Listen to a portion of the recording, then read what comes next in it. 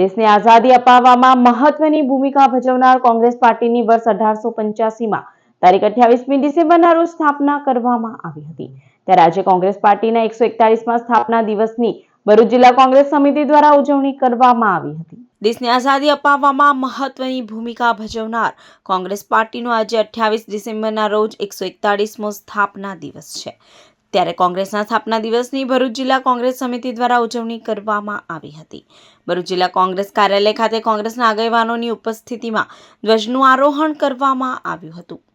આ પ્રસંગે ભરૂચ જિલ્લા કોંગ્રેસ પ્રમુખ રાજેન્દ્રસિંહ રણા, શહેર પ્રમુખ સલીમ અમદાવાદી, ઝુબેર પટેલ સહિતના આગેવાનો અને કાર્યકરો ઉપસ્થિત રહ્યા હતા।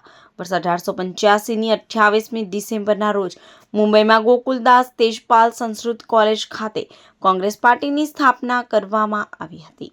ત્યારે કોંગ્રેસ પક્ષના પ્રથમ પ્રમુખ કોલકાતાના વ્યોમેશ ચંદ્ર બેનર્જી હતા। આ સાથે જ સ્થાપક સભ્યોમાં એક રિટાયર્ડ અંગ્રેજ અધિકારી A.O. હ્યુમ પણ હતા। 1885માંથી સ્થાપનાથી આજે 141 વર્ષ પૂર્ણ થાય છે, ત્યારે 141 સ્થાપના દિવસ છે, ત્યારે હું બધાને શુભેચ્છા પાઠવું છું।